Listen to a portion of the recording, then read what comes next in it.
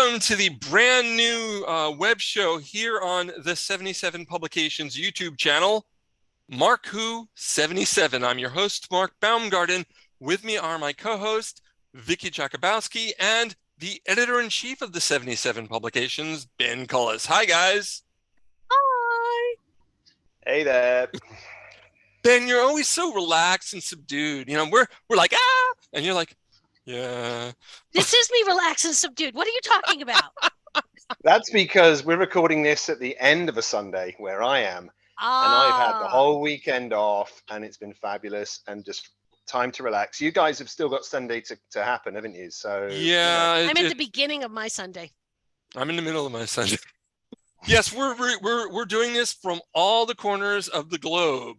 We're not just. We need one more corner. We're missing a corner. We're gonna actually have two more corners. Well, I don't think that works, but two more corners to make this a pentagon.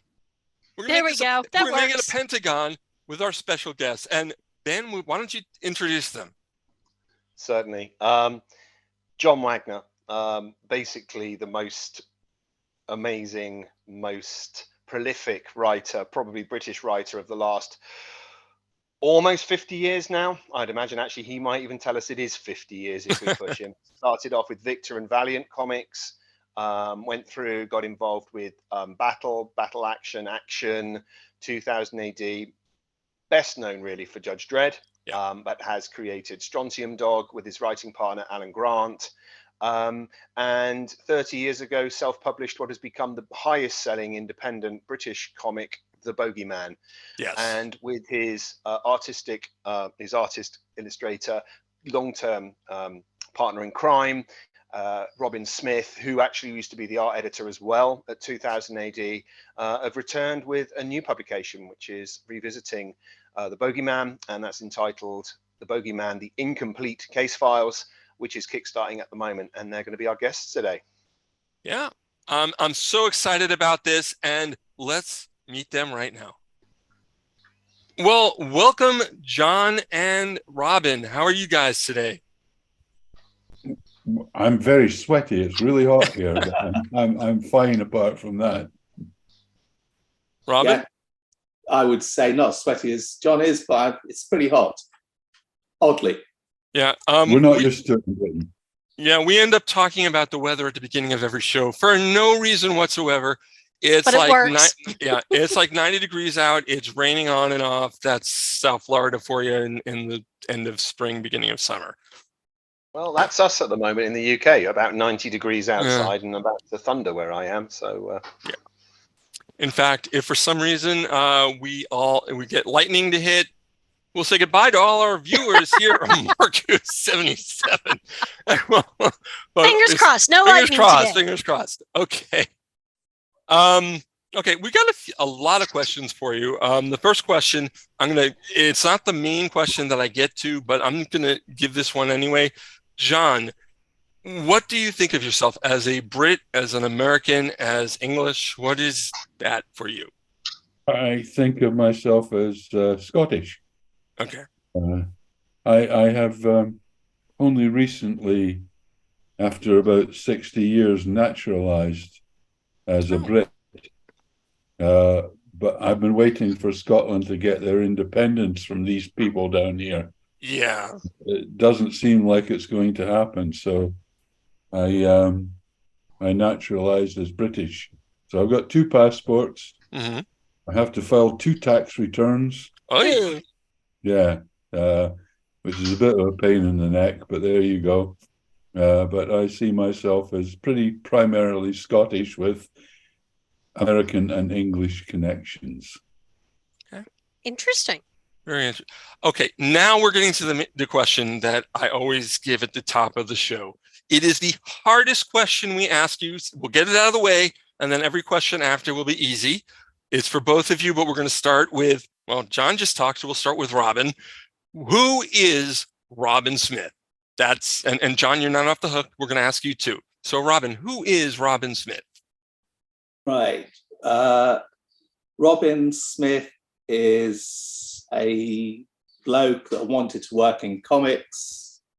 He went to art college and studied graphics. At the age of 21, his first job, and in fact my only job apart from freelance work, was working on 2000 AD. So in 1978, I worked on 2000 AD. I became the art editor, and I went freelance, and I've been a freelance artist and designer since 1985. Okay. Keep very neat shelves as well. Yeah, hardback books. Are those comic cases behind you in the back? Yeah, because I'm having a clear out, so lots of stuff has got to go, and it's been all underneath my desk. So yeah. Cool. All right, John, it's your turn. Who is John Wagner? He's someone who could do little else but write, who tried many other things and failed miserably at them, and who has enjoyed writing but now is enjoying a semi-retirement but can't quite give it up. Is that enough? Yeah, no, that's great. I think everyone in the audience now know who you are. So again, that's the end of our show. No, Vicky, do you have Vicky, do you have a question? I'll let you go first. I'll start with John. You know, you made the comment about you could do little else but write, but I'd like to point out how many people can't write. People I know personally who think they can, and they can't put a sentence together for an email, let alone what you do. And you've written some really impressive titles over the years. What is your favorite? Or no, that's cruel. Never ask someone. That is a cruel question. Never ask someone to pick their favorite child. Oh, okay. I have two favorites. I mean, I've written a lot of American standards. I've written a lot of British standards, but my favorite ones are ones that I own the copyright on, mainly, and they're dearer to my heart, and they are the Bogie Man, which I hope we're going to talk about tonight. Oh yes, yes, we are. And another one called Rock of the Reds, who is the first alien footballer. That's soccer. I actually haven't heard about that one. Rock, tell us a little about that one. It's well, Alan Grant and I, the sadly lost Alan Grant, were working on a new British comic about 30 years ago, and we were looking for a new soccer football story, and we thought, well, what can we do that's different? Well, about an alien playing soccer and begins to play football and falls in love with the game. Okay. And that's pretty much it. We didn't go ahead with it because we thought we'd lose our houses if we tried to publish a comic ourselves, which is pretty normal. Mm-hmm. But we started away in a file, and a few years ago I got it out and said, okay, I've got a pension, I'm going to blow it on that. And I did. But it was still a labor of love. Yeah. Oh, it was indeed. I mean, we're actually stupid enough to be going ahead with Rock 3 next year. Ooh. We've kickstarted the Bogie Man and done so well on it, thanks to Ben largely. Yeah. That we're thinking, well, we can actually, if not make money, not lose money on it. And we like Rock so much that we want to go ahead and do it. And we've got a lot of stalwart fans that we want to please. Right. Since we are helping to promote it, give our viewers a little about the plot of the Bogie Man without giving any spoilers. The Bogie Man is a lunatic who thinks he's Humphrey Bogart. I love it. He escapes regularly from his asylum, which is called Spin Binny. It's written in broad Glaswegian, and the Glasgow slang for mental asylum is Spin Bin.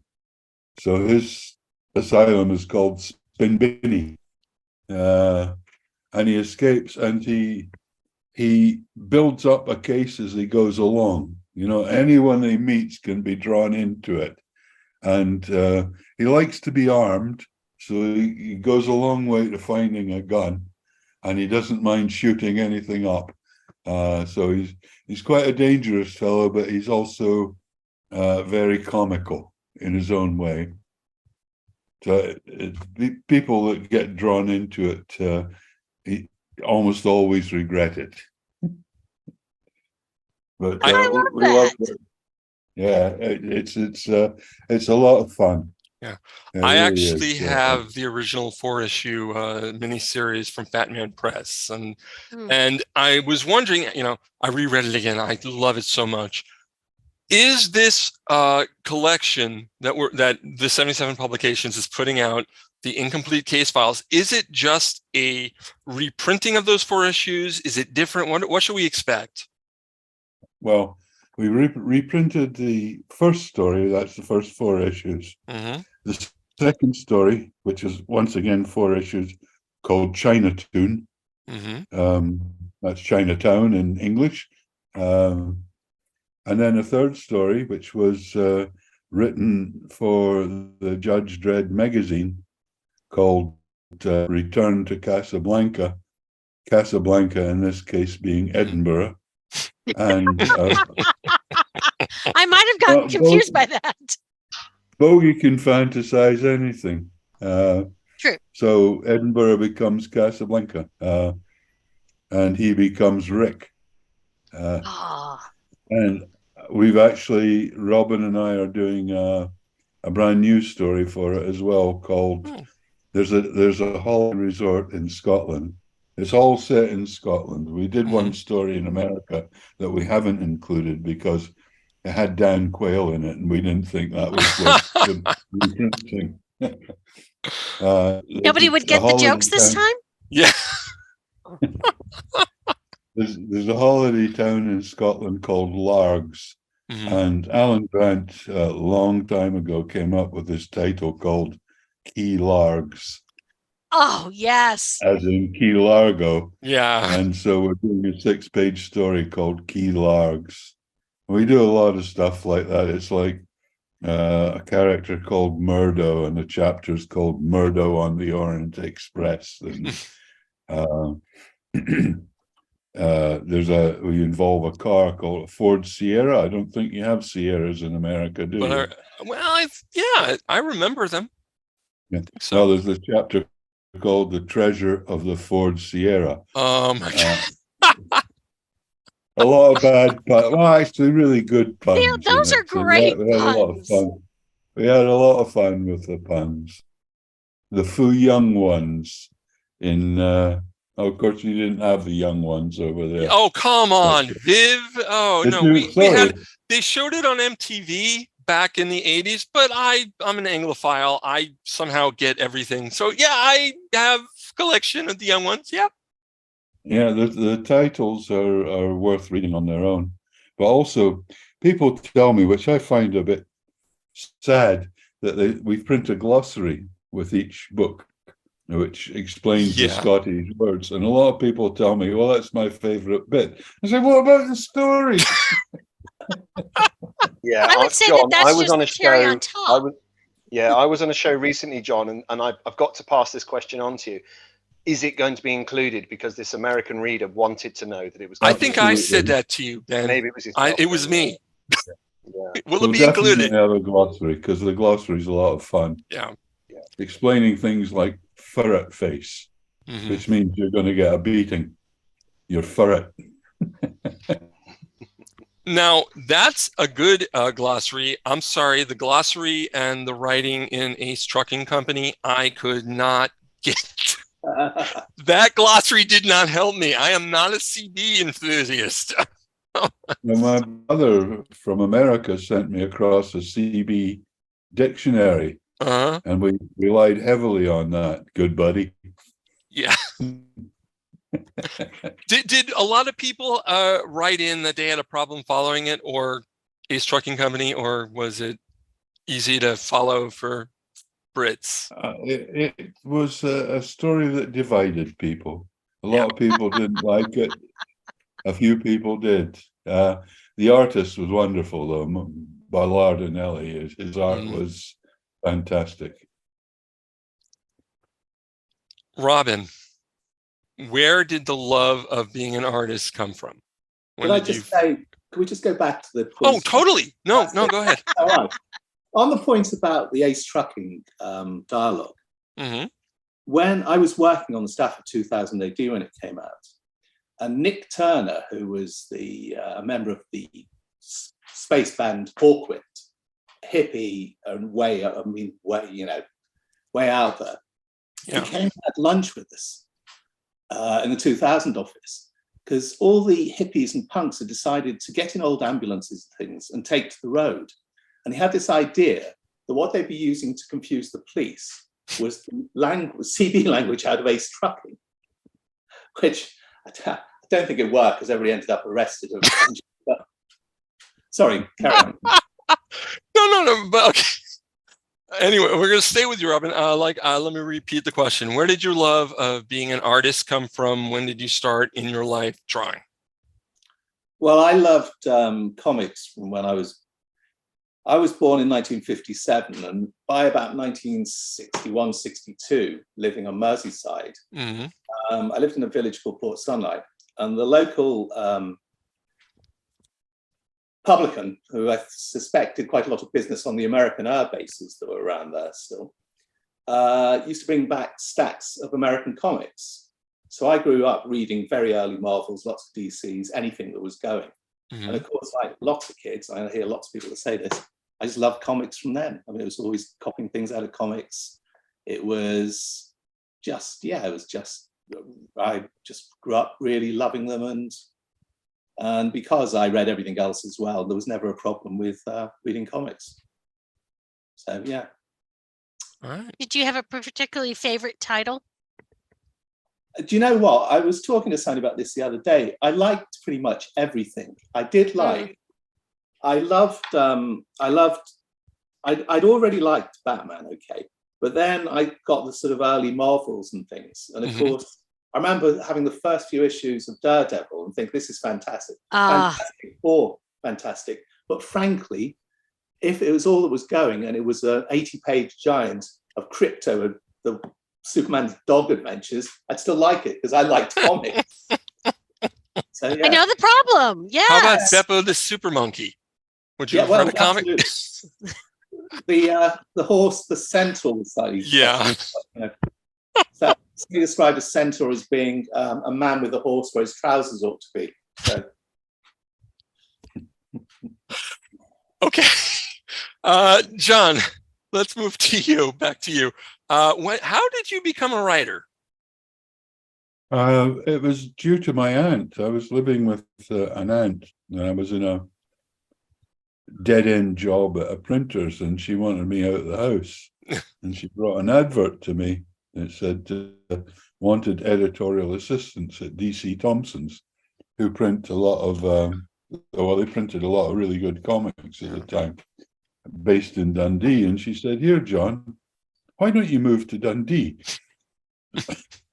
And so I said, I jumped at it, and I applied for the job and actually got it. And so I moved to Dundee and learned my trade there. But DC Thompson's didn't pay well. So as soon as I could, I got out and started a freelance career. I didn't know whether, when you start something like that, you don't know whether you've been any good at it or not. But it sort of blossomed into a 55-year career. Okay, so Ben, 55 years, not 50. We talked, remember, Ben, our conversation before? I did wonder. They couldn't do math earlier. Yeah. I only know of John's editorial career from Valiant, and is it Victor as well, John, when you started down there? No, I first thing I worked on, I was on a girls' romantic comic, I was so unsuited for it, called Romeo. Everything was a beautiful dream, except me. And I left DC Thompson's from Romeo, and eventually became the editor of 2 more girls' comics, which I managed to kill in pretty quick order. And it was only when I went to work on they wanted a new comic to rival DC in London. to rival DC Thompson's Warlord, a war comic. Mhm. And so with Pat Mills, who I'd started freelancing with a couple of years before, we originated a new comic called Battle Picture Weekly, which was a big success, and that was Nice. me up and running. So I've been working for the boys market ever since then, or adult sometimes as well. I've only read bits of Darky's Mob, but it was very popular. Why do you think Darky's Mob was so popular? It was pretty near the knuckle, and I think kids, especially IPC readers, had got really fed up with stories where the hero would throw a raging fury and bend tank barrels into knots and things. They wanted a bit of realism, and we gave them realism, sometimes pretty nasty realism, which they loved. I mean, kids, you don't want to protect them. You want to protect them a bit, but not too much. Yeah. I mean, you can be overprotect them, and that sort of thing was very popular. So Battle was a pretty good comic. A lot of the stories that it printed, not necessarily mine, were hard-hitting, fairly true to what war actually is. We didn't hide the realities from them. It's interesting. My mum didn't mind me reading action, but she did not allow me to read war comics.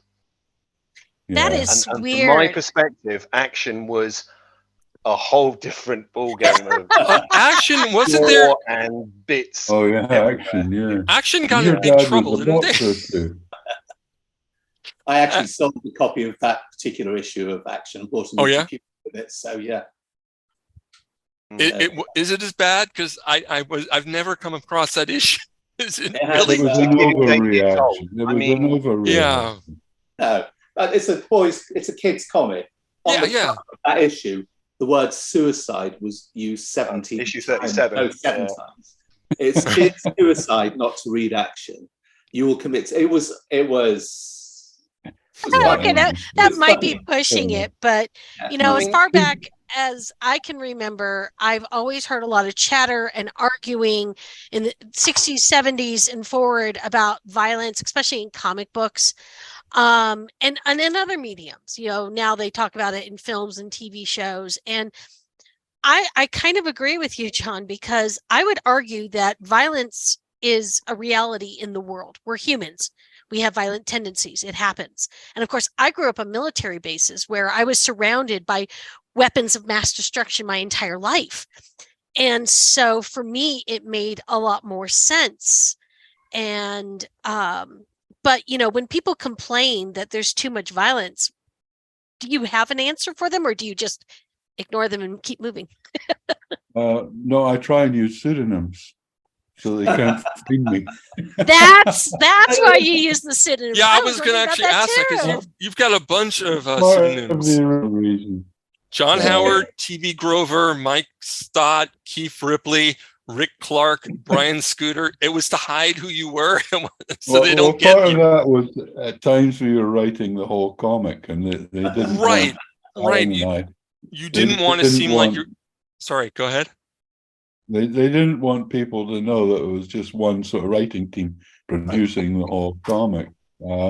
But in my defense, I'll say that I very seldom met a badly adjusted Battle or 2000 AD reader.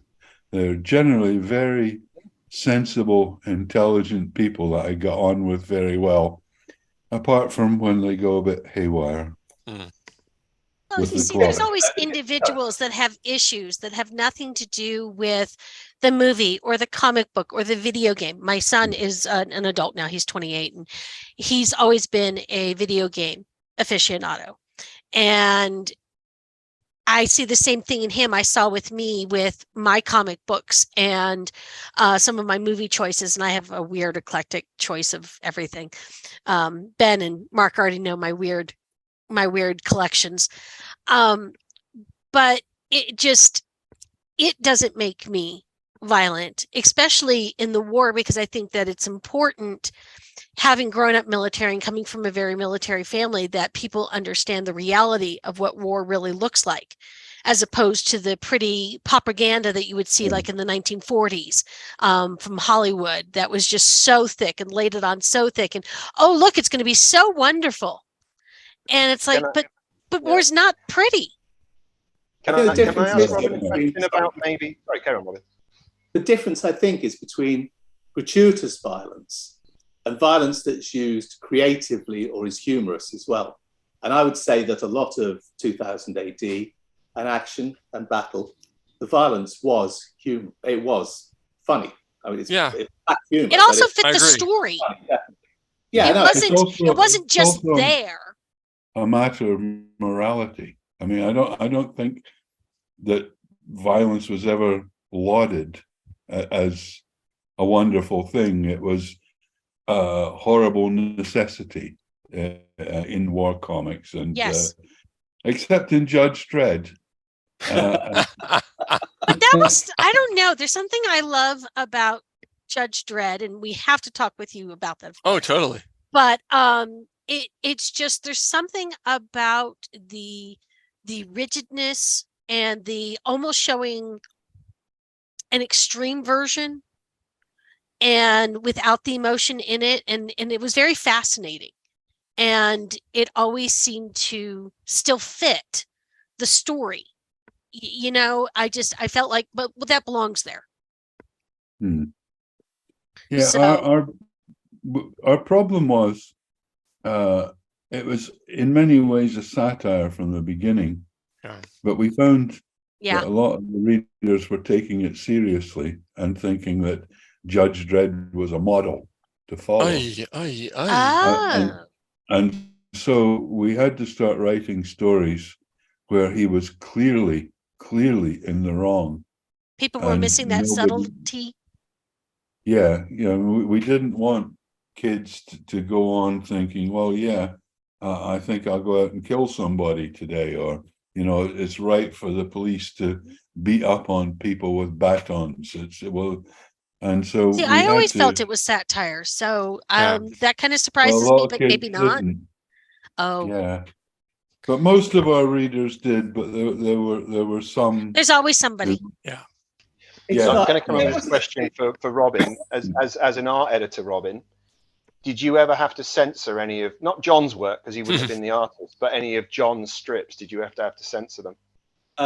It wasn't a matter of censorship. Sometimes we had to adjust things slightly because there was a hierarchy of 2000 AD was considered the least important juvenile publication. Who knew? Yeah, absolutely. So in the pecking order, it would have gone Roy of the Rovers, Tiger. Yeah. It would have gone through the football comics. It would have got down to us. So there was always a lot of people above us who were having people complaining. So somebody would complain to the managing director of the company or something that their grandson had a comic they didn't like. There'd be the moans that came in and things. So I think what we did was we applied a degree of caution, and so you never took out if you left things in you knew were just going to provoke people. There's always a way of making it more subtle. You don't censor it, but you go, let's be sensible, because then we can carry on publishing it. It'd be and so was easy a lot of that carried over from those issues around action being cancelled and then I think completely changed? Is that how you felt? Well, the funny thing is, if you see some of the censored pages from Action, which I've seen, and it would be to do with, I'm thinking about the right story, dinosaur biting people's heads off, doing stuff like that. Well, 2008 had those fantastic stories about Shaco the polar bear. Then it had Shaco was so cool. Yeah, I know. So they did it, but basically there was the humor got into it by the time it was in 2000, or it seemed more humorous, and it was less likely. And I think by then you didn't need to worry about things like that. And the complaints we used to get were, people complained about you. I remember we did a cover. Ian Gibson drew a cover of Thog driving a carriage with Prince Charles and Princess Diana at their wedding. And we were made to change that because they thought, come on, that's funny. They thought they would offend somebody, but they were never sure about who they might offend. Exactly. And there was stuff like that. There are things that are truly offensive in this world. But because my mother was not thrilled that my older brother and I used to read comic books, not so much the younger ones, but my older brother and I read comic books. And she did get rid of my collection during one of our many moves. And it was very upsetting. But it just, I don't know. I've always felt that comics in general had a satire to it. I felt like they were always holding a mirror up to society. And whether it was as obvious as some of the early Superman or X-Men in the 60s, but there was a satire and there was well, this is the world we live in. And I always felt that about most comic books. But then again, maybe because I was moving around and I saw a variety of things, it's just struck me that way. But I love the fact that it's there. And that's one of the things I really like about the Judge Dredd and some of the other stuff I've seen you guys do in 2000 AD. And now we've got with the 77. It's got these lovely little biting edges to it. On the war comics thing, though, I came to these really late. I didn't see these when I was a kid. But as a grown-up, I saw the EC war comics, the Harvey Kurtzman one. And Harvey Kurtzman, those comics are fantastic because they are about the horror of war and not necessarily always Second World War, because the historical war in those, I've got some box sets of those, and it's fantastic. And that's the stuff that I'd never seen. When I grew up, war comics were war comics. They were factual. They were it was 10 years after the end of the Second World War, so they tended to be xenophobic. They were they caricatured the Axis enemy. You know what I mean? There was no subtlety about it, which is understandable because there'd been a pretty hard time, and it was how and I think the Kurtzman things, it's great. And as EC were always criticized for what they put in comics, but that's some of the best stuff I've ever read for the subtlety and the nuance that's there. So, John, with you revisiting Bogie Man after 30 years, apart from, as you said, the jokes around a previous vice president, which don't make the grade this time round, Dan Quayle, is there anything else which you've looked at and sort of thought needs to be in any way updated or has changed simply because of the passage of time, or is that not part of? No, it's like you would look at the Maltese Falcon or Casablanca. It's a thing of its time. So when we done the news story, it's not set in 2023. It's set in 2005, maybe. It works perfectly well there. The only thing we thought about the American story is it was set in America, and the Bogie Man is a Scottish story, and he works best in Scotland. He works best in black and white. Robin's artwork is really nice in black and white, but the color didn't seem to go that well with it. And as Gordon Rennie, who does the really nice intro in the book, said, "Who remembers Dan Quayle? Everyone remembers the Bogie Man." So Dan Quayle, and the idea of kidnapping Dan Quayle, well, people wouldn't know who he was now. It's not many Brits. You'd have to write a whole paragraph explaining why it's relevant. Yeah, but it would not go over well. American it wasn't politics a bad story, but it just seemed anomalous in the Bogie Man timeline. It wasn't necessary. We printed the best stories, and it was lovely to add just a little new one. Another thing we've been able to do is offer placements in the story. We've offered 6-7 placements, so people can send us their photographs and they can actually be in the story. Yeah, it was fun. We did that in the second Rock book, and it worked really well. And if an artist can caricature well as Robin can, it'll work really well in the Bogie Man. So it was a nice thing to add to the Kickstarter. Well, we enjoy doing it, and allowing people to become actually part of it. It's a sort of organic comic in that way. You've had quite a lot of interaction, haven't you, John? You've been able to do that with the Kickstarter backers. I've seen you've put up several updates, and we've got some Kickstarter Facebook groups, and you've got your own place on Facebook. Did you do that with other books as well, or has this been slightly different this time around? I think you've been inspired me a bit, Ben. We put a lot of effort into our like the stretch goals that we have. We did a really nice wanted poster that everyone will get, and our next stretch goal will be Bogey's general purpose greeting card. Oh, I six want one. topics like Merry Christmas, get well soon, things like, believe me, no one's going to want your brain for science. We get 3 tick boxes on each category, and I love we it. do 6 categories, as if Bogey's speaking to them, and it's a lot of fun. So I mean, we'll we've been in communication quite a lot, but you keep on saying about Robin. It's nice that he's here tonight, but sounds like, Robin, you're working very hard at the moment. Yeah. Oh yeah, I keep him going. Frequent, is it? As far as I know. I never give him a rest. No. Yes. Ooh, Oh, here we go. Goodies. Whoa, look at that. Because I had to go back to the because the first 2 stories were pre-digital and there's no film. Right. So I had to go back to the artwork. And the artwork had been to DC and had travelled around a bit and came back. Well, that's in pretty good nick. Obviously, the balloons start to peel and things like that. So it's taken me a bit longer to clean it up than I expected. But I'm nearly there. I'm on the last book now. So in between doing the features and things. So, yeah. I mean, we won't have that laugh too hard, though. Yeah. So looking out Bogey. You've had to take photographs, haven't you, from the backers, and you're adding them into the strip. Is that correct? That's the idea. Fortunately, John seems to have attracted some quite good-looking, as in good-looking to draw. We prefer the ugly ones. Yeah.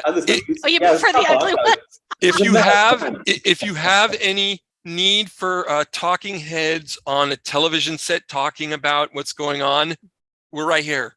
Just to let you know.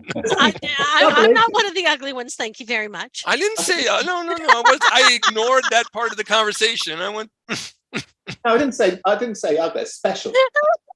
Special. Yeah. With the I'll take special. Special.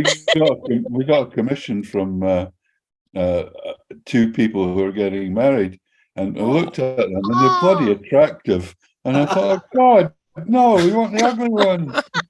You're not going to fit this comic book. Anyway. Are you saying that the world inhabited by the Bogie Man is not full of attractive people? Is that what It's you're just saying? more interesting to draw. Yes. You'd rather draw me than, I don't know, Megan Fox. I've got more wrinkles. You say that. So you've had a cover to do as well, haven't you, Robin? You've revisited the cover and other promotional work. So what's it actually like then? Sort of setting up a brand new. Have you changed him at all? Has he changed at all? What is the situation? Well, because the character. 30 years that I've drawn it. I hope the drawing got better over 30 years. It's that thing that you do it and you go, oh, that's awful. And it's all. And then I go, is that badly drawn, or is that just 80s shoulder pads? No, it's just badly drawn. So Yeah. and it's hard to go back and look at stuff, and you have to go, well, that's enough. The last story, the Casablanca story, wasn't too bad. I just had to reformat that because obviously it was fat wide pages. Now it's got to be American size pages. So it's been a bit of messing with that, but that's given us a great opportunity. Because it was done in 7 chapters. Chapter headings and things can come out, and we're allowing people to put poster adverts in there as well. So we're kind of using every bit of space we can have, which is Love it. fun. So yeah. So frankly, I might go back through the whole lot. If we get more people want to be, I might just have to go back and repopulate the whole thing with. I feel like as a kind of executive producer, having to always push this product, but we haven't actually discussed the product at all. So, oh my gosh, how did we do that? We didn't mention that. I thought we did. What's the backer actually going to get through the post? I mean, what are they actually going to receive in terms of when they buy their soft cover and when they buy their hardcover? They're going to get about 285 pages of nutty goodness. Oh, They're going to get 3 long stories in one short. They're going to get the Bogie Man as he hits Glasgow for the first time. Glasgow's our sort of equivalent of Detroit or Baltimore. As he hits Glasgow for the first time and begins to concoct this case about the fat man and the big bird. The big bird turns out to be frozen turkeys. Yeah. And you're going to get Chinatown, where he's on the trail of the Manchurian dragon. I won't go into what that turns out to be. And Return to Casablanca, that's a slightly shorter story, but it's he actually changes venue. He goes to the Edinburgh Festival and creates havoc there. He just winds everyone he meets into his adventures and leaves them very perplexed. Plus, there's a lot of ridiculous Scottish gangsters involved in it that Bogie always seems to come in contact with. And finally, Key Largs, where you'll find a lot of our subscribers appearing. It's in all, it's about 285 pages of actual strip, black and white.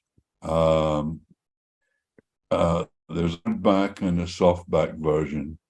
We're offering posters, a cover rough collection by Robin. We're offering, everyone will get the Bogie Wanted poster. Robin, what else are we offering? Cards we're just talking about. We're going to do something with that as well, aren't we? The scripts as well, cards. guys. You've Scripts, got working scripts. Yeah. I've got some old. Indeed. I'll get the because the way I work now, I draw and then I ink on the computer, so they'll get some of the preliminary drawings for the last 6-page story. sweet. I mean, basically anything else we've got isn't nailed down, I think. Robin, you should know, is kind of renowned. They've actually printed books of his cover roughs that get sent out to artists, and he's renowned for them. And he'll be giving I think it's 5 cover roughs, a collection. So I'm going to And aren't you giving some kid, an unknown kid, a chance to do a variant cover? That's the young man who's doing the variant cover. Mike Perkins. Mike Perkins. Yeah. i.e. Yeah. Batman and Yeah. Well, Mike's on an exclusive contract, so he couldn't actually do it and charge us for it, so he's done it for free. What a guy. Wow. It's a wonderful cover. We're doing a poster of it as well. Yeah. And I've got Mike chained up downstairs at the moment. Hard for us. That's interesting, because talking about being chained up, somehow you've got to get Robin over to yours for a signing session when the books are printed, because is that going to happen? I stay awake nights worrying about it, Ben. I know. I've got to come up and meet you and Stuart. I've got to hire a van to turn up with a whole load of books that you're going to sign, and then I've got to move the books about. Well, I think they'll get delivered to me, and I'll sort all that out, and then I'll get them to you. You can do that. But Logistical nightmare solved. Yeah. I'll probably I'll have to drive them right across country. But these but in books, they're Britain, gonna weigh a that's only kilo about 3 hours. I did that with a car full of Bogie Man albums once, which we got the original one. And I went to pick them up, living in North London. I went to Oxford, picked them up from the John Brown's warehouse. I was driving them across to Alan's house in Suffolk, so the other side of the country, and I got a puncture. So I flipped all the boxes of the Bogie Man out of the side of the I just thought, yeah, it's Bogie, isn't it, really? It's like things happen. but he Yeah, does. Bogie 'cause, has the kind of curse on it. Yeah, what do Not you- for buyers. Buyers enjoy it, but What do we call it? well, we call it the Scottish comic. I don't, because like they call The Scottish Macbeth. play? Yeah. Oh, no, don't Scottish say that. play. You just said the name. No, don't say the name. The Scottish play. Don't say I the don't name. know if it's anything to do with you guys though, as well. Not being that, because I obviously had to go meet an old pal, Ian Gibson, and sort out some artwork for him. And my car, a mile outside of St Leonard, hit a pothole and blew the wheel up. Oof. Right. I've had other dealings with other ex 2000 AD people, and always something strange seems to happen. So I get the Scottish comic thing, absolutely, but That's Dog. That's Dog. Yeah. Curse of the dog, yeah. But I I see mean, that- like, the BBC did a 1 hour special on Robbie with the Bogie Coltrane. Man. Yeah, I actually just watched it yesterday again. It's on YouTube, folks. Look for it. No, don't. Oh, no, I was going to ask you. My question was, how did you think his portrayal was? Because I'm sorry, I didn't like it. No, I thought it was shit. If you'll Yeah. excuse the French. I mean, Ben, are we Yeah. allowed to say that word on the website on YouTube? Yeah, we can Yeah. always put a bleep. I stumped We're it. fine. No, that's Kids, perfect. it's not for Sorry. kids, yeah. I thought But, Mitchell. Well, no, I've heard words from John. John was at an auction last year at a convention that's very dear to both of our hearts, Lawless. Mhm. And John, didn't you donate for the charity there, the Judge Dredd script? Was it yourself who donated that? Probably. And you were offered, your opinion was proffered with regards to your thoughts. Oh, on it. right, yeah. The film script. And then we had yeah. quite a long conversation. John had a monologue for quite a few minutes, which couldn't be recorded. It was brilliant. So was that the Sylvester Stallone That monstrosity? was, yeah. Yeah, let's I- take I off never- our helmet. Let's take off our helmet for no reason, Yeah. because you have to see Stallone's face or you went to the movie. I try not to blame Stallone because he helped me buy my house. Okay, you know what? He's a That's good. guy. Yes, but a That's lot of the good. Yeah, artistic didn't- changes didn't, were his choice. Yeah, exactly. I'm trying to remember the very famous British actor who said the very same thing about Jaws 4 or Jaws 3D. He said it may have been a rubbish film, but it bought my Michael mother Caine out. said that. Michael Usually Caine Michael said, Caine. "Oh, his Yeah? mother Oh, out," that's didn't Yes. he? right, yeah. Yeah. Yeah, there's a place for those films. You know, we call them B films. Some of them Yeah. are designed to be that way. Yeah, the ones that are Um, designed to be that way are funny as hell. But Yes, the Roger yours, I'm Corman sorry. films, absolutely. But there's a lot of films that inadvertently became B Yeah. films.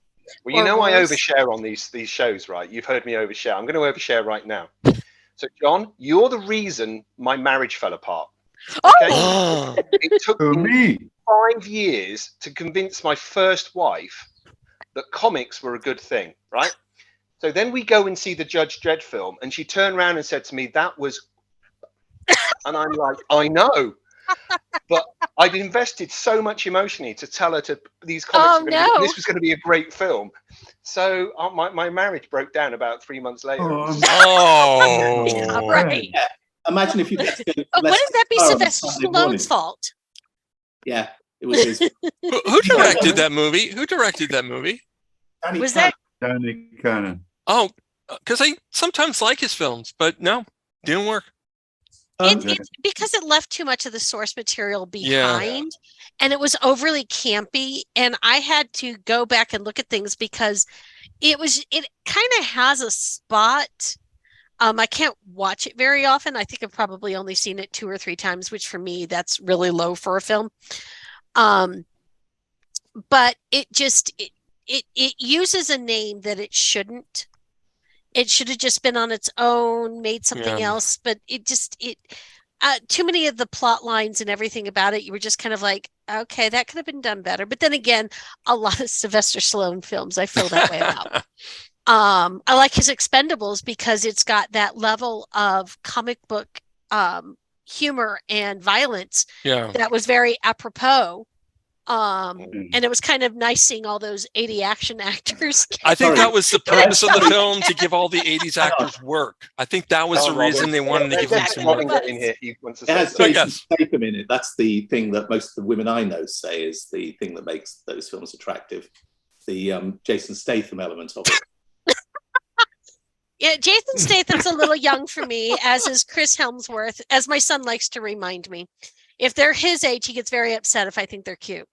I think we're But missing. I actually we are watch an missing the action film acting for ability. action. There's one of us here who has hidden acting ability.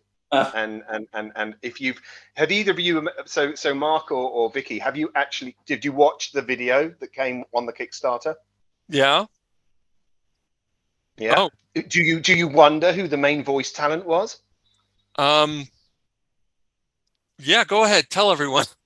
I'm not telling anybody. Oh no, yeah. Tell them where to find it, Ben. Tell them where to find it. Coming down like there.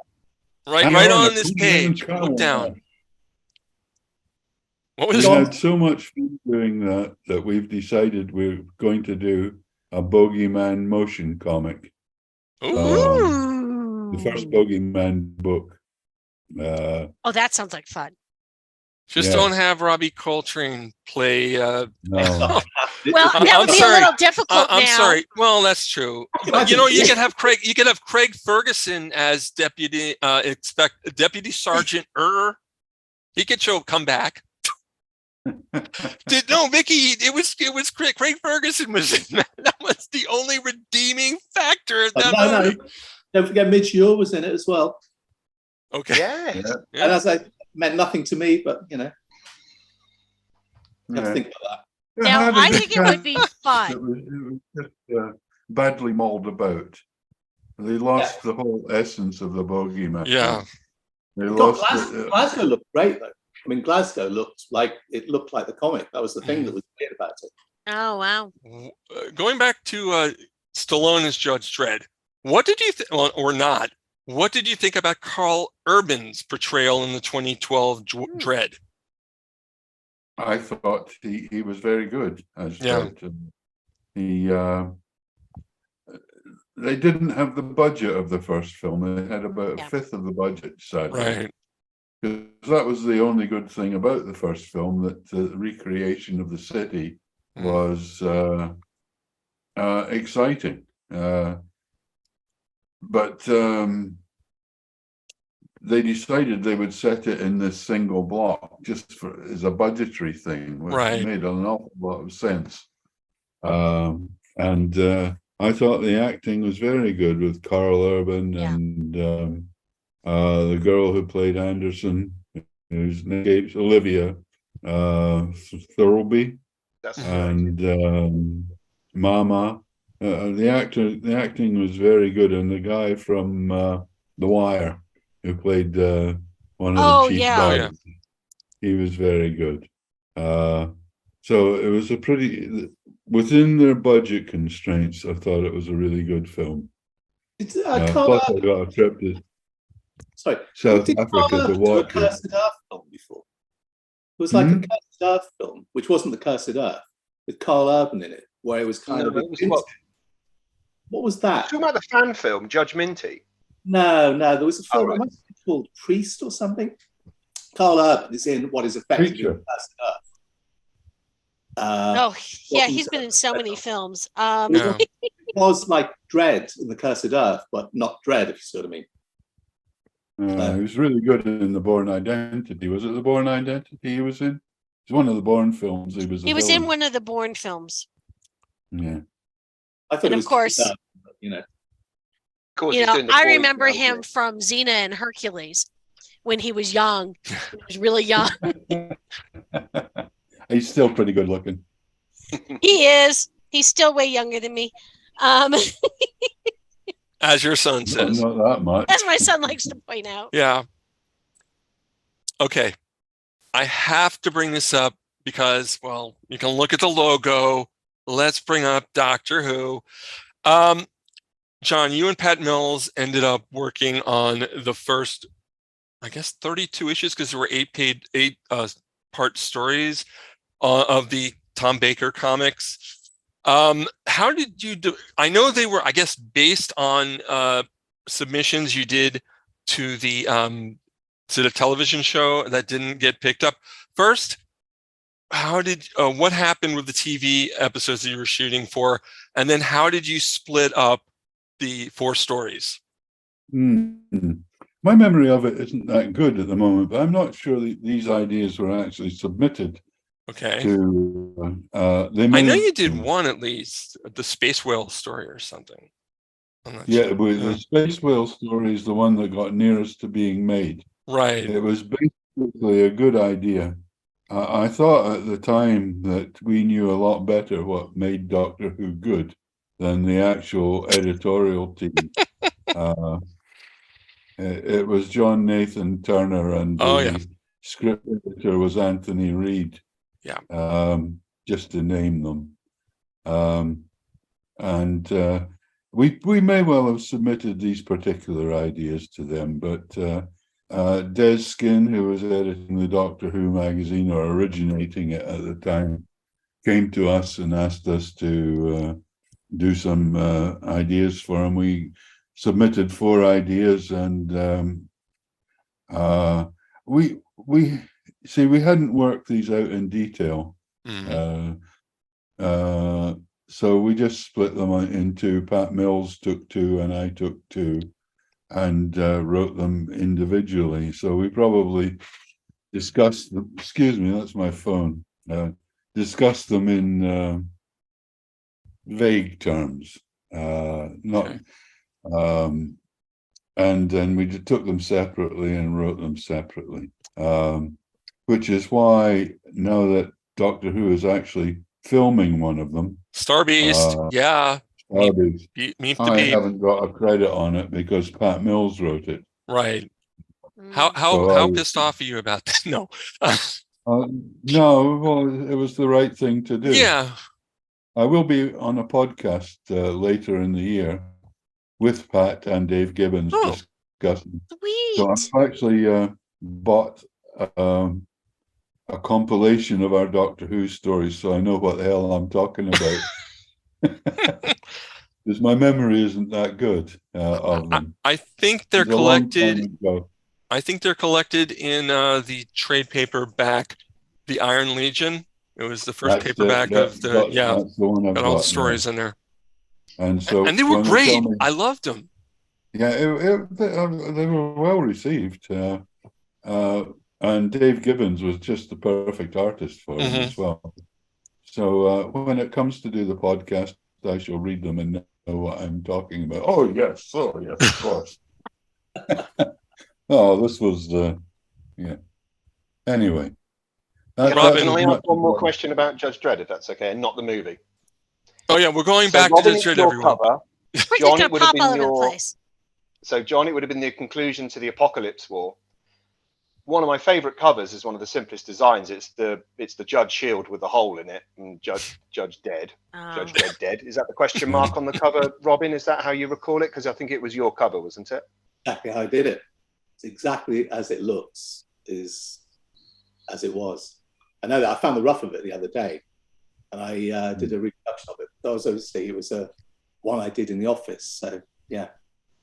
Talk about a cliffhanger. Subscribe to the Bogie Man, and you can get Robin's cover roughs. Not that one, but we may add that. We ran out of stuff. Oh, I'll come in for that. We ran out of stuff. I've got 80. I thought I'd kept about. He does want to sleep eventually. Oh, don't be silly. I kept about 20 of those things. It turned out I've got about 85, 90 cover roughs from 2000 AD. So I'm going to have to sort those out at some point. So yeah, I might well end up. I feel we got to go to the Kickstarter again. So this amazing book, which apparently is going to be 285 pages long, just for viewers who will be interested to know about it. I believe, John, did we settle on 18 sterling, £18 for the soft cover?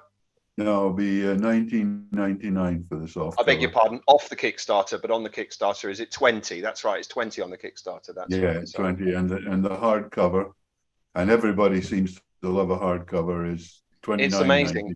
I know, I'm amazed. Usually you see these Kickstarters. Yeah. Usually people go for the softbacks, but yeah, I always go for the hardcovers if I can. Ben, you were talking about the shipping to the United States on the hardcover. Yeah. What was that going to be? Oh, can you? I'll come back to that. I'd have to. I don't want to guess. I'm going to go onto the Kickstarter and have a look. Okay. Ben will do some research while we continue the talk. John and Robin, can you believe? Did you ever believe that Judge Dredd would have the longevity that it has had? I did not. I thought it would last 16 episodes and then perhaps come back for another 16, and that would be it. How wrong I was. Luna, the stories that took place on Luna 1, was that because, maybe you wanted a new were you still writing it when the Luna 1 came on? I don't remember. I wrote the Luna 1 stuff, okay. Yeah. Was it purposely to give him a different location? Was it because you didn't know where to continue with Mega City 1, that you told it all? What was the reasoning of shifting to Luna City? Oh, it was just an interesting location, and I'd come up with things like interesting ideas, like the oxygen board, and I wanted to use that. The idea of your oxygen is being supplied like your electricity and your gas, and that if you didn't pay up, you got cut off, which on the moon's pretty serious. Yeah. So it was a different venue, but I didn't think we'd exhausted the city in any way, because the city is so multifaceted and big. It's mega. Yeah. Speaking of Mega City 1, how that about actually was the reason for the Apocalypse War, that Alan Grant and I were working together at the time on Judge Dredd. Right. And we realized that other people writing the story had extended the city down to Florida and up towards that doesn't Canada. work for me. And we thought, that is just ridiculous. Yeah. And so we thought, okay, well, how are we going to cut the city down to size? Let's have nuclear devastation. That would be the best. Works every time. Works every time. Yeah. Oh, yeah. It's not bad. Yeah. So we decided, let's have the Apocalypse War, which is one of the most popular Dredd epics, if not the most popular. Isn't that when Carlos came back to it as well? It was, wasn't it? Yeah. Yes, that's right. Carlos had issues because he had drawn the original, and then he was ignored for quite a long while. Another artist took it over and got the credit for it. It's funny. I actually had that question on my notes right here. I was going to ask why Carlos wasn't on it at the beginning, even though he did all the designing artwork and stuff. Well, I don't know why. In some ways, some people on 2000 AD editorial thought he wasn't an in artist. Yeah, well, there you go. And they preferred to hand it over to other people. But when he did come back, he was one of the few artists who could actually draw 6 pages a week, fully colored. So, wow. Yeah, that's why you often get a Carlos Esquerra totally like Necropolis. It's all Carlos drawing really quickly and really beautifully. And not many people can keep up that pace. I think when I started on 2000, Star-Lord was running still. Carlos had gone to Star-Lord to do Strontium Dog at that point. Oh, that's such a good series. So I think Carlos really liked, I think he liked Strontium Dog as much as he liked Dredd. That's always it was always a feeling I got. He was more fond of it. Yeah. Yeah, because nobody else had interfered with it. Yeah, that's a fair point.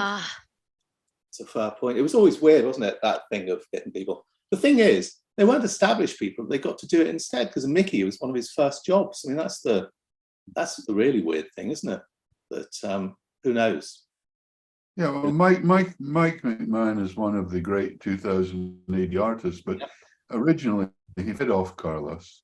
Yeah, no, absolutely. Fed off Carlos. No, because we saw that when we were reprinting the first couple of issues.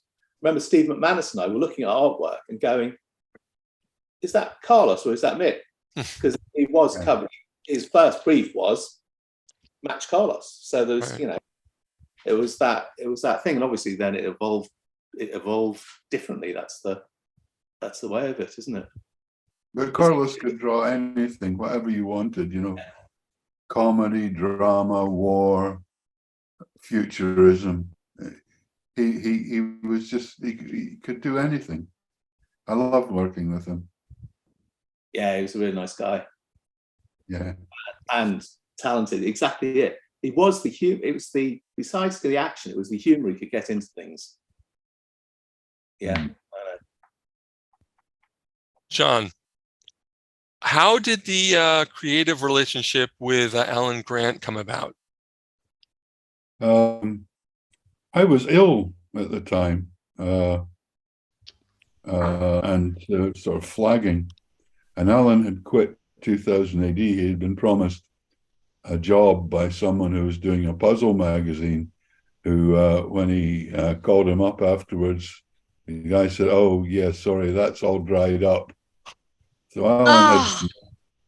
Alan had nothing to do. We were actually living together in an old farmhouse out in the country.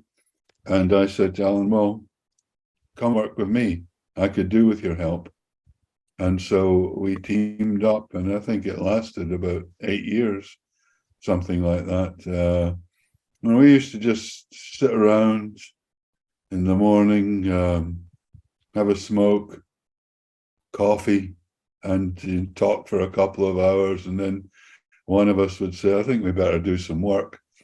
And we would just talk through a story, you know, we get an idea, work it through, or in the case of Judge Dredd, we'd often take the daily newspaper and we'd read through it and say, "Oh, look at that. How would that work in the future? What would happen in the future? And how can you extrapolate that?" And we just work out stories that way. It wasn't just Judge Dredd. We wrote an awful lot of stuff for a new comic, Eagle, Doomlord, for instance, on which Rock of the Reds is based. Many new. We wrote half of Eagle. We wrote a lot. I drew 2 of the stories in it. We were very busy. I've got to say, John, so we didn't get a chance really to chat an awful lot at Lawless last week or the weekend before during the show. But one of the scariest cosplayers was the grinning Doomlord just walking around. And I kind of realized there now, this grinning maniac is just, you know, unnerving. Disappeared in a puff of smoke. He was just pretty, you know. Yeah. Well, I think Rock's a bit nicer than him. Vicky, he had a lot of fun doing it, but he was scary. Yeah, we were doing that's actually where the Bogie Man came from, because we were Alan and I were writing photo strip at the time for a new comic called Eagle, and we had a detective character, an incompetent detective called Joe Soap, which is rhyming slang for dope. And the editor said to us, "We've got this actor who looks like Humphrey Bogart. Can you use him?" And we came up with this scenario where Humphrey Bogart gets teamed up with Joe Soap and leads them on this merry dance, a case that doesn't actually exist. And luckily, they stopped doing photo strips and never used our story. So we filed it away. We tried to sell it to DC, and they had a look at it, the idea of the Bogie Man, and said, "No, there's no interest in that." And then come Glasgow was becoming the European City of Culture in 1990, and Robin got together with John McShane, who eventually published it, and suggested we do the Bogie Man in Scotland, which is really what made it. And really, it made it such a different, enjoyable story. So that's how the Bogie Man actually came about. Don't know how the question started. I was Well, tasked go with ahead. finding out the price of the postage, Yep. and I've got the price of the postage. So Woohoo! I think the reason that John alluded to that the sales for the hardbacks have been just off the chart. I mean, just 3 to 1, I think, 4 to 1 to the softbacks. It might have something to do with the postage here. So obviously there's difference between US postage and UK. On the UK postage, the softback postage is £5 and the hardback is £6. The US, a little bit higher, but marginal between the two of them. So for $17, you'll get shipped the softback, and to $20, you'll get shipped the hardback.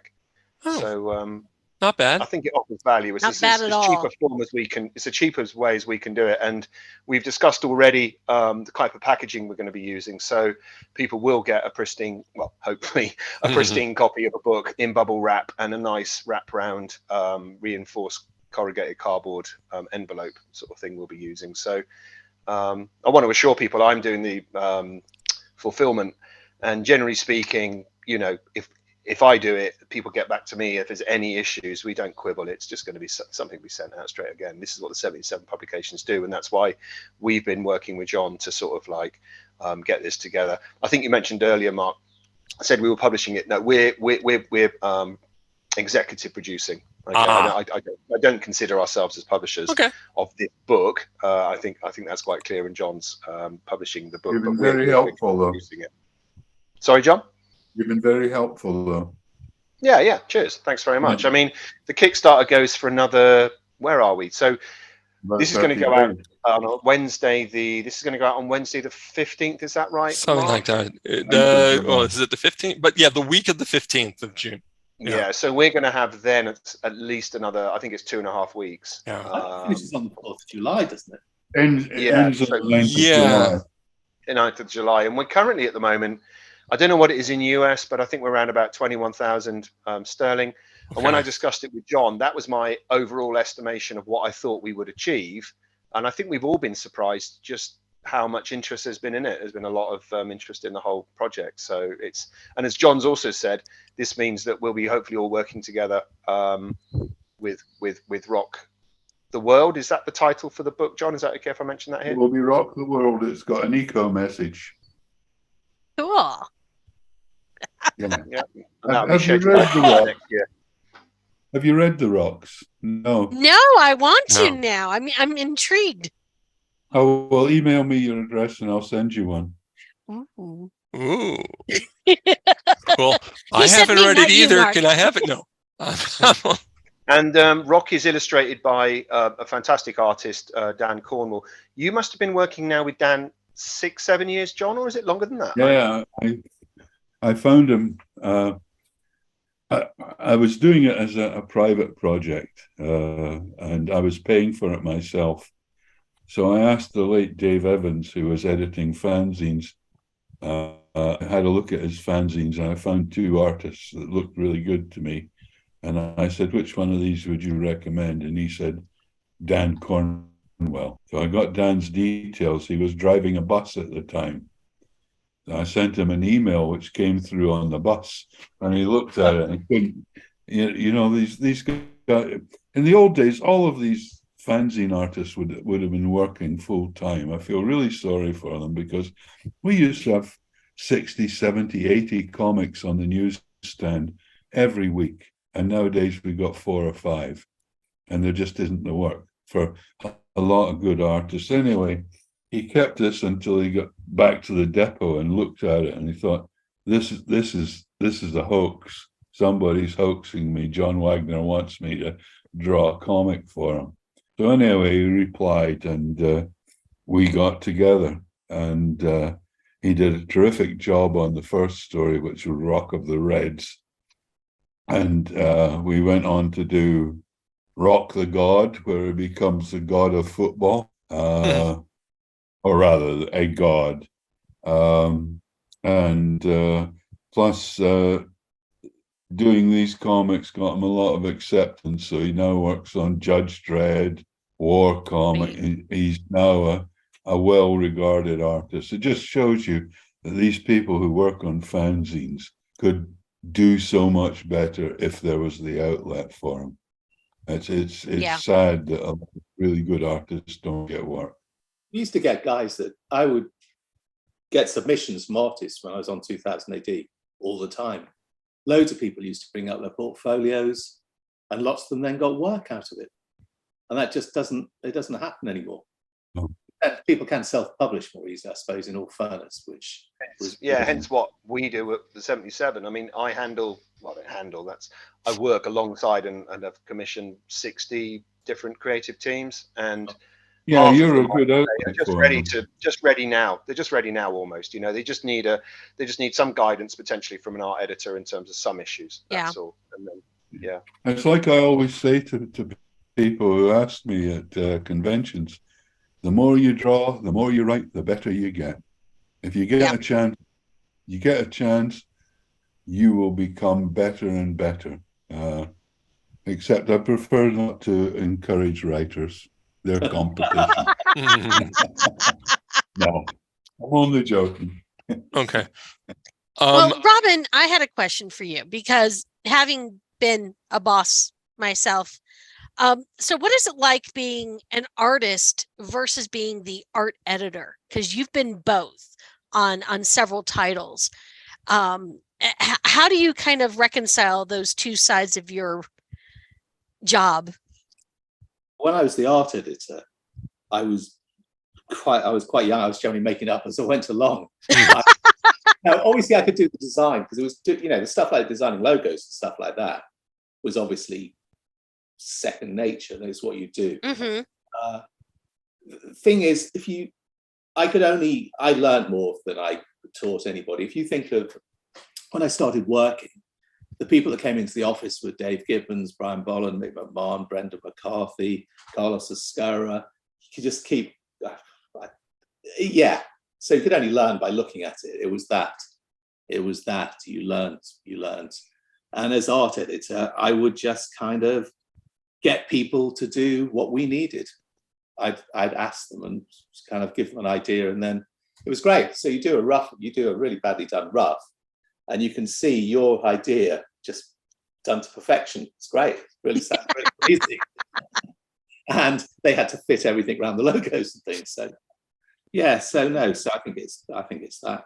The thing about, as John said, there used to be lots of titles, but remember 2000 AD, we produced a 28-page comic once a week, 52 weeks a year. I mean, there was, you know what I mean? It was kind of like, it was quite intense. So you obviously had to use different artists on stories. You had to rotate the stories to try and get ahead of things sometimes.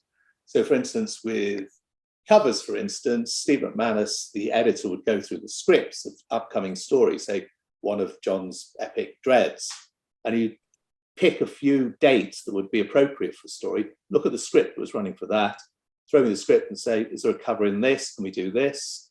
Where do we put the free gift? Which was the, where do we put the free bubble gum was the general thing.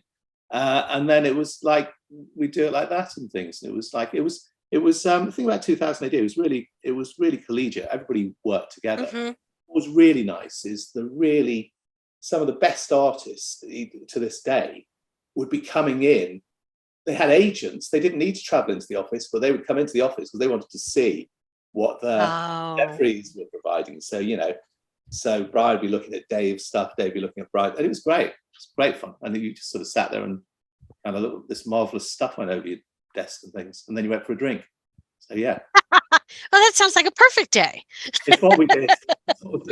We used to, we did used to socialize a lot as well. So we used to play, pool.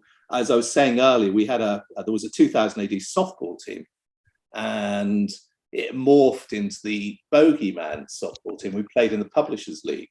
And that's when John came into his own, because he played Little League baseball. So he had some clue as how you play. As the rest of us were making up as we went along. So we did used to have, it was good fun.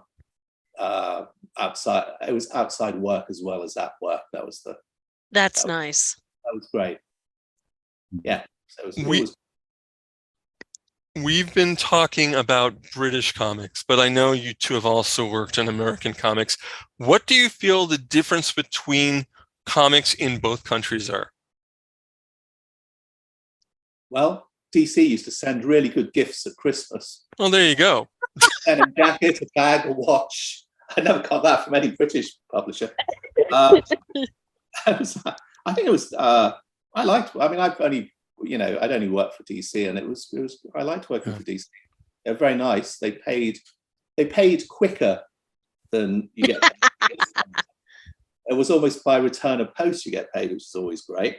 And they're always very nice to deal with. It was obviously, there's that, as you were saying, Vicky, that it's a morning for you. Obviously, there was that time lag thing working for New York office and things. But yeah, no, it was always nice. And with British comics, they've sort of disappeared a lot, actually. I mean, as John was saying, there was loads of comics to work on, and we're down to very few now. Wow. Robin. Yeah. Lobo? Really? Lobo? You did Lobo? I did. You did Lobo. Maybe it came out wrong. Lobo? What? I did a Lobo because obviously I've been pals with Alan for a long time, and that was his favorite. I mean, his American, I would say Batman and Lobo were his favorite. So obviously he liked as well.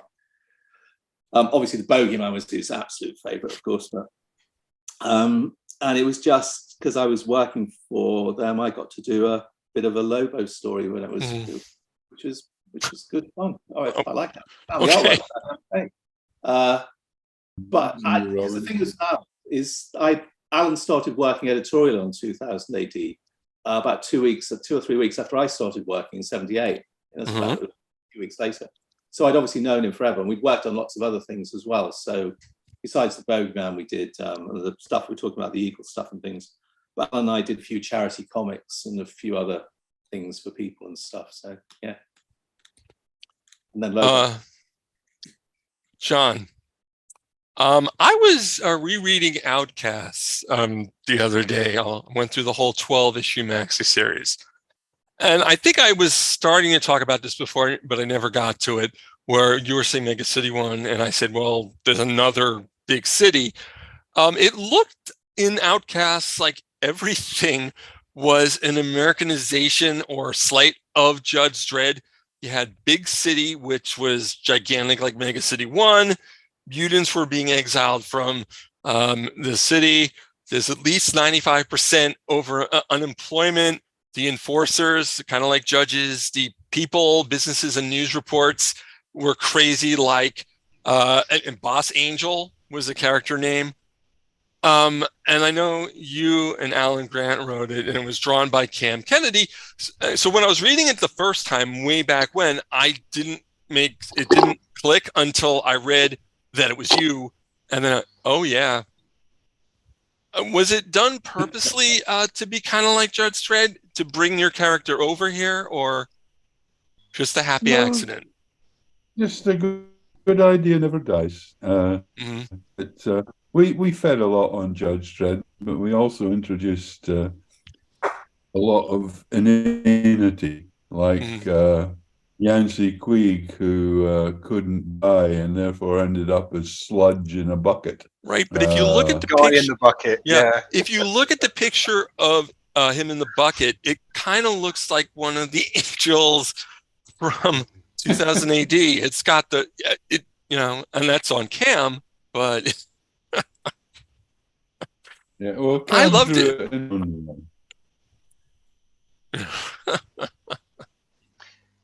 Vicky, we asked 2000 AD actually asked DC if they could compile it into an album, and DC said no. I don't know why. They're never going to use it. It's just going to sit there. It's a good story. It's got great Cam Kennedy artwork, and it's just going to be lost. So maybe the management at DC changes so often that I've asked them to try again, and maybe the attitude will be different.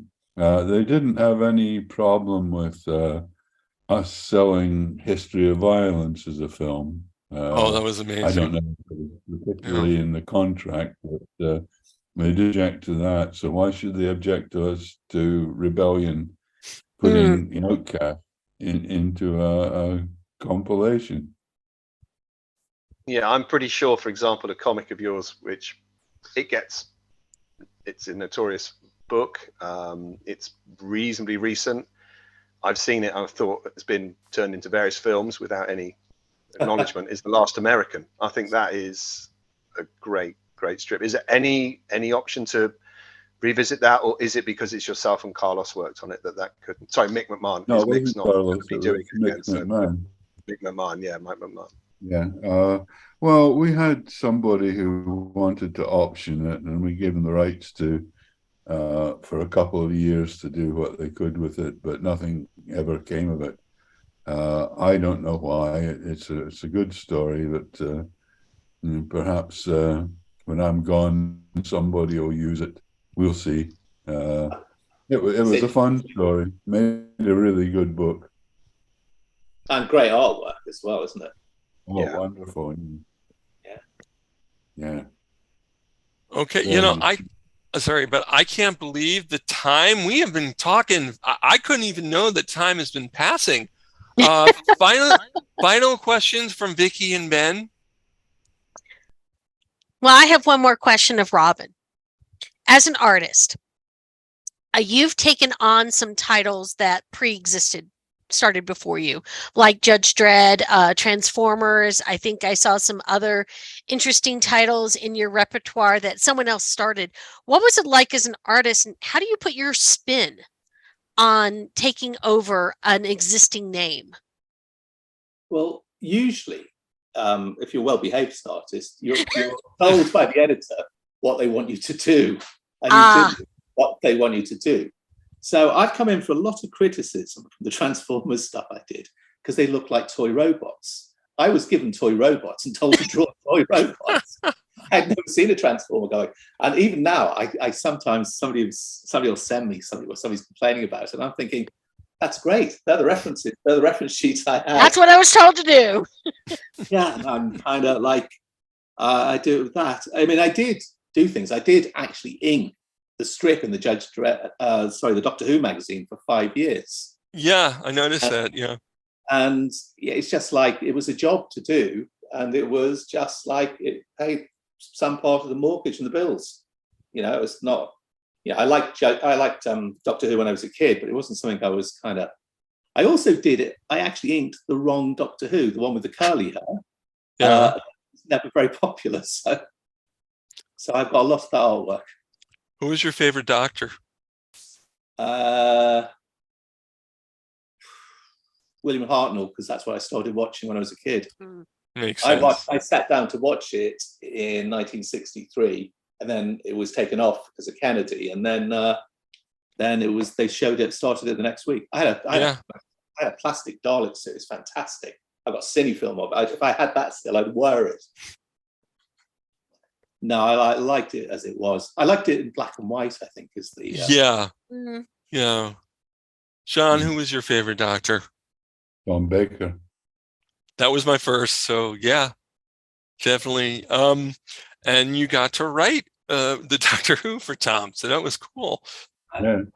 Tom Baker lives in Tunbridge. Well, he doesn't now, but he lived in Tunbridge Wells, and you'd be walking down the high street here, and you would hear his voice from around the corner somewhere, and you go, Christ, that's Tom Baker. Quite distinctive. Such a distinctive voice. Yeah, and you go around the corner, there's Tom Baker standing there talking to somebody.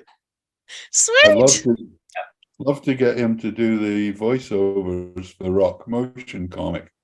Ooh. That voice. Yeah. He'd be good If I had connections, I'd hook you up. But we have zero connection. That's the one Doctor I never met other than William Hartnell. So I don't and I wanted to meet him, but he can't fly over to America to do conventions, and No. tried getting him on a over Zoom at a convention, didn't work out. I was like the thing that people do a comparison thing, which is how many people have been in Doctor Who or in Game of Thrones. Yes, or Lord. They're all going to turn up at some point, aren't they? Harry Potter and Lord of the Rings, and they all share the same actors, and you go like, doesn't Britain have that many? Do they not have actors in the country? They have to use all of them over and over and over. The longest running radio series here, John and I. The Archers. The Archers, yeah. Yeah. Well, in The Archers, Patrick Troughton's son and grandson play father and son in The Archers. So, it's still kind of, yep. I keep finding myself calling Succession Game of Thrones. Really not. Yes. I can't watch it because I hate Rupert Murdoch with such a vengeance. I think you're supposed to watching Succession. Yeah. I don't think you're supposed to like the character. I know. I think when you've got the real thing to hate, you don't need to watch it. That is true. That is if, true. If a few years later, it might be fine once he passes, and you don't have him to hate directly. Yeah. So. I'm pretty sure Rupert's not paying attention to the show, so it doesn't matter what we say. Some people argue, I got into trouble with Bob Maxwell, but look what happened to him. So there you go. But I think somebody said that they'd worked for him and they had a non-disclosure NDA, so they couldn't reveal anything that happened near Murdoch because they were afraid they'd sell it to the people who are making success. Oh. I think that there were plenty of people going behind the scenes selling stuff to Succession. Yeah, I like the bit where his wife attacked somebody in the House of Commons. Wendy Deng, somebody was rude to him, and she kind of stood up to defend him. So yeah. Ben, do you have final thoughts? Last question. No, I have no questions. No. Of course you don't. You know it all. You're the all-seeing. You're basically you're the Tharg of the 77 publications. Oh no, the weirdest thing, that guy's name behind me when I started Steve, doing the comic, that is just the weirdest thing ever. Being Tharg's editor was just the weirdest thing. You do know that when we moved office about 5 yards once, and Tharg's mask disappeared. Oh, I had to go and find a new one, have it sprayed green, and have the bits stuck back on it. Were you Tharg in any photo shoots? That's no. Steve had to be Tharg. So Steve was Tharg. Yeah, Totally. but Steve might not have been available sometime. Did you ever have to stick the gloves on and the boy suit? That mask, no. But Kelvin, I think, was originally. But Steve liked dressing up. He always was into it. But when they did a television thing on the Tube, Steve had to wear the outfit and stand on the top of the Kingsreach Tower, which is 30 floors of wings. And we're all kind of around the edge of this, while Steve's standing in the middle saying, Earthlets, I have come to your plan. We're going, get up on the wind gets up a bit. So, yeah. So, it was Kelvin's motorbike outfit he was wearing. So, I don't think anybody else wants to get into that. So. Oh, I have one question to ask then. So, Carlos is obviously credited with, well, am I right? Was Carlos credited with the creation of the droids, the office droids? If so, did you create your own as well? Was there a crossover time at that? Yeah, Carlos. Yeah, Carlos did the first ones, and then I added things like Mick and Brett. Who was the DJ one? You did the DJ one. Yeah, we had those as well because we're going to review things. We thought we'd get free things if we reviewed stuff. Yeah. So yeah, we did that, but that didn't pan out. No, but there's still some I like. The thing that I find that I've still got the drawing of Brett as a droid, and I can't actually remember Brett as actually looking other than that now, which is, and for me, it's just like, obviously you do a drawing and it's kind of like, it's successful because you look at it and you know exactly who it is, if you see what I mean. No, they all look like supposed to, but obviously some of them look more so. Okay. Ben, a little housekeeping. Talk about the 77. What's up? Hi there. This is about Stump Ben. Stump Banksy. That's what we call this segment. Stump Banksy. Go ahead. Okay, so our books are available from the 77comic.net. You can see that on the Kickstarter ending in a week's time, which is Ian Gibson's Lifeboat. John's actually very kindly written the forward for that. If you can find that, look for Ian Gibson's Lifeboat on Kickstarter. And more importantly, as we're here with John and Robin, their Kickstarter is on until, I believe I've been told, the 9th of July. And you need to look for The Bogie Man, The Incomplete Case Files. Yeah, and you can also go to thebogieman.com. Oh, okay. further information. thebogieman.com. Shall we give a quick? Shall we say? Well, thanks for Graham Small as well, because he's in Oh charge. yes, wonderful. Yeah, And he's done a good Steve job. who did the video. My turn at housekeeping. Remember, catch MarkWHO42 at MarkWHO42.com, where our extended podcast is hosted and we're all around the net, or listen to us during the week. Online radio, Subspace Radio Network. You can find that at subspace.radio, and there's an app and all that good stuff. We're also on iHeartRadio with them and our podcast as well. I want to thank both Robin Smith and John Wagner for coming on the show. Guys, do you have anything you want to say to the audience before we go? I really enjoyed that. It was great. Thank you very much to both of you. Yeah, thanks for having us. That was great fun. That was a nice start to a Sunday evening. So yeah, great. That's right. What time? Oh, wow. Yeah. What's on tonight? Garbage World. We missed it. Oh, yeah. Antiques Roadshow. That works for me. You always see the Antiques Roadshow. That's what the internet's for. Did you guys catch the gold when it was on about a couple months ago about the heist that was in the 80s? Yes. That was great. I enjoyed that a lot. Yeah. And by the way, Vicky, Peter Davison was in it. What? Yeah, he was. Peter Davison was in the gold. He played the police, the head of the police. Yeah, Wasn't he? Yeah. I'm watching the episode and like, wow, there he is. It's pretty cool. Okay. So I'd like to thank, according to Anne Rice, I'd like to thank Lestat for our title sequence. Is that right, Ben? Lestat Luchalibre. Yeah. Luchalibre. And I want to say, see you next time. And of course, keep lucky. I forgot the saying. What is it? Banksy would say, until next time, stay lucky. Stay lucky. I should edit that out. No, I won't. Stay lucky, everyone. Bye. Bye-bye.